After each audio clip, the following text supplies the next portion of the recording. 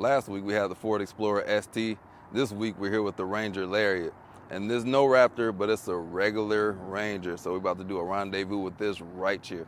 And if you somehow haven't looked at Ford in the last 15 years, the Ranger has grown drastically in size. It used to be a tiny pickup truck, smaller than the Maverick. Now it is about what the F-150 used to be. And we got this huge trailer. It's just behind us, it's not even connected. Thought it would make for a good video though. But this Ranger is Ford's mid-size, so it's gonna be not even the volume seller because the F-150 is gonna sell more than this. I don't know why people want the F-150. It is nicer, but the Ranger is a nice middle ground and it's cheaper as well. Y'all think this Ranger can even pull this trailer? This trailer is huge. And I'm gonna get away from it before people think I'm trying to steal it. As an option, this Ranger is about $57,000. So that's about one of the more expensive loadouts you can get that's not a Ranger Raptor. So this is gonna be about the highest trim. You got the XL and the XLT beneath it. The Lariat is going to give you some of the nicer features on it. And this one's going to be available with the V6. So it wasn't, when it launched for this redesign, it didn't have the V6 on it. So it was only a turbo 4-cylinder. So the V6 in here is a 2.7 liter. It's going to have 315 horsepower and 400 pound-feet of torque. Gobs of power, feels amazing, incredible powertrain. We'll get to that more later on. But this thing has a 10-speed automatic, off-road package, technology package, so it's gonna have B&O, stereo's gonna sound nice. It's a nice place to be. So this Ranger is gonna be for about what the average person needs. F-150 is overkill for a lot of people, and even this is still pretty large, but I did a lot of extra things in here, doing some truck stuff finally. Yeah, no.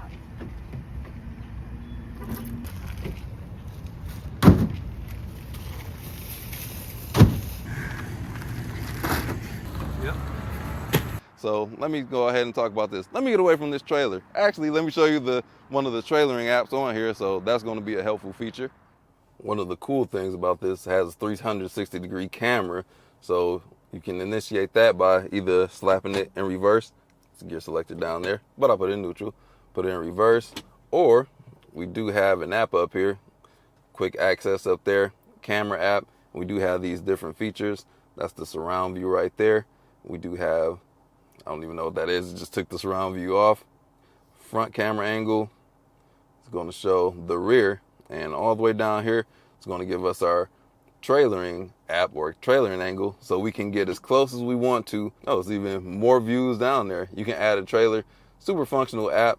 So if you suck, if you're a novice at putting a trailer on, like this guy driving the car right now, this app will come in handy. So thankful for Ford that they have this app in here. My goodness, going everywhere but to the hitch. So then let's just add a trailer up on here. Ship the part to continue. And then, oh my goodness, we got to put our trailer name in. This ain't even my trailer, but it'll give you options so you can say what kind of trailer, what kind of hitch you have. So you can actually have a profile set up just for this type of trailer. Our maximum towing capacity is going to be 7,500 pounds. Open this tailgate. It's going to be soft open. It's not electricals, hydraulic. And then we do have the bed liner in here. Don't have the tow hooks at the bottom, but we do have some hooks on the side. Power outlet. I was able to haul 24 bags of dirt up in here, and that was the 75 or 0.75 cubic foot of dirt. 24, I actually did 48, but I had to do 2 trips. So definitely usable space back here. Nice big bed, flat surface for the most part, besides for the intrusion of the tires coming through. Our maximum payload capacity is going to be 1,788 pounds you can put back here.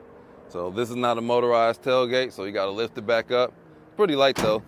Ranger embossed in the tailgate back there. More light on this side. So this is the off-road package is going to be lifted. So these tires are 255, 65, 18s, beefy, girthy. And on the side, we have this side exit tailpipe. And then we have this step cut into the bumper. So you can step on up here. Easy access up in there. Got a ruler on the back of our tailgate. So functional things. Ford knows what they're doing when it comes to trucks. Pop the hood, show y'all the engine. Oh my goodness, we do not have struts up here, but we do have this 2.7 liter V6. Great powertrain, somewhat efficient too. So my coworker has a 4-cylinder and they're about the same efficiency. So for me, I've been averaging about 18.9 miles per gallon. It was about 20 before I started doing city driving, and my coworkers are averaging about 20 as well. I believe we have about 265 horsepower, so it's no slouch. 0 to 60 in 6.5 seconds for the 4-cylinder. This 2.7 liter V6 is going to be 0 to 60 in 5.6 seconds, and the Raptor is even faster than that. Personally speaking, if I'm buying one, I'm getting the Raptor, but this is for the everyday person. The Raptor is like a sports car. I don't even know how they did that. But this Ranger does everything that a normal person would need. This is the kind of truck I would need to handle my tasks around the house. Ford's interior, black. Not a whole lot to write home about in there. Seats, black. We do have leather on here. Power sliding window in the back. Armrest, 2 cup holders, a little bit narrow in the middle. See what our ingress is like. Head slightly hit the pillar up there. I'm in here, and it's actually pretty roomy. No vents back here. It was a bummer for 57 grand. We do have USB-C outlet, DC outlet. Nothing to play with back here but a window switch. Let's see what it's like sitting behind myself. We do have a handle for the elderly like myself. Coming on in here. They do have a cutout in the seats in front of you, so my knees are not touching. I can Al Bundy on. So it is a lot of space in here. It's a nice size. Up under this rear bench, all of these Rangers are going to seat 5 people. Going to have added storage. Couple pockets down beneath there to get up in here. Very comfortable seats, supportive, wider seats, but do got some lateral bolstering right there. Nice colorful display. The rear view camera is going to be one of the things that I have a gripe about it, because when I'm actually backing up and there's cars around, I feel like there's distortion, so things are too narrow, so it feels like I'm going to hit things when I have ample space. But the distortion of the camera, I feel like they need to work it out. But due to FMVSS 111, I believe they had to fit everything in the width of the screen, because this is kind of narrow, even though it is 12 inches, but it's narrow but long. So they did what they could to get the camera right there. And it's actually kind of small. Looking at all this real estate, the rear view camera is kind of right here, kind of reminiscent of Subaru to me. The vents look like tailpipes to me. Nice colorful display up here. I like to keep it on. I just like to watch my fuel efficiency on any car, but now we're at 18.7, 74 miles left. 225 miles driven, so that'll give us about 300 miles to tank. One thing I noticed up in here is we do not have a sunroof. I don't know if the Ranger doesn't come with one or this one just doesn't have one. Press cars normally have all the bells and whistles, so something different to see. And unlike the Explorer, we do have physical controls for our HVAC, and we also have these touch buttons here. This one does have a heated steering wheel. We just press the heated seat / steering wheel. If you want to go to the steering wheel, press the one up above. Just one level, the seat's 3 levels. And the front and rear, we're gonna have storage in the side of our doors, couple cup holders. Ford didn't do the cool thing like the F-150 where this can be flat and you can make it into a tray. We do have a space where I like to put my phone, because we do have a wireless charger down here. That thing is pretty much useless. I see why the Explorer didn't have one, because I drove for like 35 minutes in here, charging my phone. My phone started off at 80%, and by the time I made it to my destination, it was at 79% while charging. That's useless.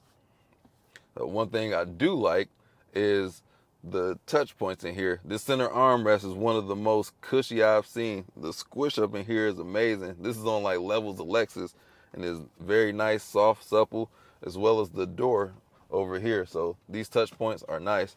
But other than that, simplistic. Let's see what it's like to drive. All right, let's buckle up for safety, put it in drive, and get on the road. Driving through this parking lot. The family's literally over there frolicking in the field. I love to see it. Have fun, y'all. Touch grass, enjoy your loved ones. So I'm gonna do something we haven't done in a while, which is go to our, it's been so long, I forgot what it's called. I wanna test our turning radius. The Moon Simulator, all repaved. The parking lot over there, which was Moon Simulator Junior, all repaved and torn up. So they tore up everything, even the highways. That's why I don't do a lot of driving reviews, so I can't go nowhere. Public roads only. So up in this parking lot, let us see how this will handle when turning in tight spots. I haven't had any issues yet driving this. And if you want to, you can adjust the camera to get it however you please. So fully lock the steering wheel. Ford should have set the standard when it comes to trucks. I actually cleared it. That's pretty good. Bravo. Now let's go find us some other bumpy roads. The view looking out of the Ranger is going to be excellent. because you're going to sit up just as high as other full-size trucks. I was behind one of the GM full-size vans like a Savannah or Chevy Express, and I was just as high as they are for my seating position. So you can see everything in here. Windows are big. The windshield is actually somewhat smaller. You can still see everything in here. No problems anywhere seeing out of here. But it's just an observation on how big these trucks have gotten over the years. And can I fit this in my garage? I'm not even going to try. Not about to tear up these people's trucks. Shout out to Ford for sending me this Ranger. So this is a press vehicle, not my personal vehicle. Auto stop start activated. We can defeat it with the press of this button. It's much less intrusive than the Explorer is. I don't know why that one's kind of like very intrusive. Ease off the brake on here. And then starts right up. Don't even have to put your foot on the accelerator like the Explorer. The application of this auto stop start feature is much better. All right, coming on up to our tertiary moon simulator. See how it handles the bumps. Driving this all week, it's been great. Horrible roads up here. Damn, can't even. Super smooth, extremely smooth. Ford did an excellent job with the dampening in here. So it doesn't even have that bounce. When I drove the Tundra and the Tacoma, I got a little bit of motion sickness in those. But this is gentle, supple. It's great. So then we do have our drive modes down here. I've been driving in normal mode all week. I didn't see a reason to drop down to eco because I'm not going to be saving too much fuel in here. Or sport mode, because this is an off-road truck. I'm going to try sport mode because that's what I do. And I've been driving in two-wheel drive high. That's the standard setting. I don't need four-wheel drive. Actually, it's a couple days in the summer here, so and I'm not doing anything off-road, unfortunately, so I don't need those drive modes or to use them in my personal driving so far. And then we do have this trailer and button down here as well. So just driving this on normal commutes. It's quiet on the inside. Ford did a very good job with the application of this Ranger. Only thing I wish is it looked better, because this is a super solid choice. This would be my highest choice. I feel like I say that every time I drive one, but this has got to be one of the top ranks. The only ones mid-sizers that I haven't driven is the Colorado and the Frontier. I have driven the Gladiator, put this above that. I've driven the Tacoma, I put this above that. What other mid-sizes are there? Can't recall off the top of my head. So yeah. All right, we're gonna dial it to sport mode, because when I tell y'all, this powertrain is like super stout. Flicking that thing the wrong way. It's a very solid feeling button as well. But this thing, I'm gonna get my roll into it and just. Woo. Great acceleration. Very, very good acceleration. This powertrain is probably one of the most impressive things I've seen. There's a lot of impressive things like the ride comfort, visibility out of here, but this engine, how silky smooth it is, and when you're on the highway, is actually smooth as well, because our EPA, as we merge onto the highway, gonna have to look at the window sticker real quick, easily able to get up to speed.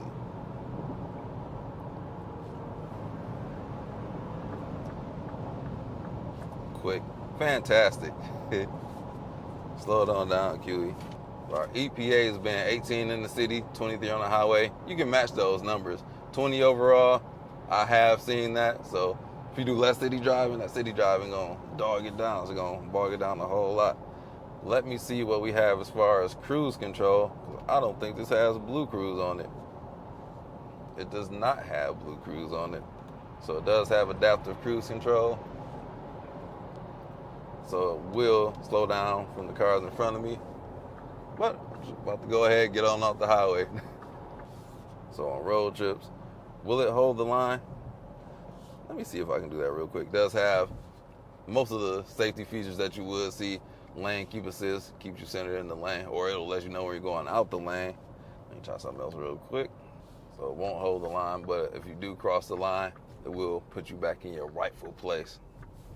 So let me switch that out of sport mode, because that ain't what this vehicle made for. Just go back to normal. Eco mode is just gonna I'm just gonna sandbag the throttle, so you need a little bit more input to actually get the throttle going, so helps you save on gas, so you're not just stabbing the throttle. It's gonna burn fuel.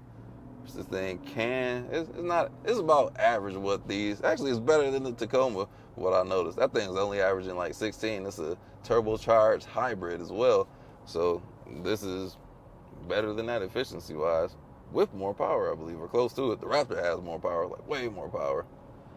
But that's about all I gotta say about the Ranger. Basic commuter for the person that just needs a pickup truck that's very nice on a day-to-day basis to do what you need. Home Depot runs, Lowe's, hardware stores. It'll get the job done. Comfortable on the inside. My kids liked it. This is pretty high. Like, getting up in here, I got to get on my tippy toes with this off-road package. My kids got to run and jump in here. They kind of like doing that. So that's what it is. Over the competitors, what would I get? It's so crowded in the segment. But my number one would be the Ranger Raptor. That, I still think about that Ranger Raptor because I don't know how they get a truck to handle like that. And this truck isn't meant for handling. Like, the steering feel is actually solid in here. It's not too light. I feel like it's better than the Explorer Sport, but I'm not handling any curves in here like that. But that Ranger Raptor, whoo, that's the one. But that's all I got to say about this. Let me know what you think about the Ranger in the comments down below. What would you choose out of the segment? Also, let me know. But with that being said, y'all drive safe, and I will catch you all in the next video. Peace out.